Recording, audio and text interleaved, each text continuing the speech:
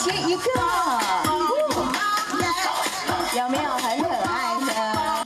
幼稚园的囡仔化身为鸟类的大赛，由三山国家风景区管理处举办的2025年第一届世界小鸟博览会，打算在9月20要举行。会呈现台湾丰富的一个鸟类跟生态跟保育的一个成果。主办单位讲，变种只要有环保、有创意，经过评选了，就有机会入围，摕到好礼物。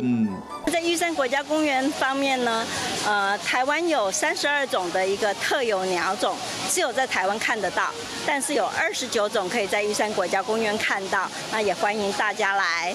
台湾大概记录到有686种鸟类，但是其中32种是在台湾才看得到的特有种。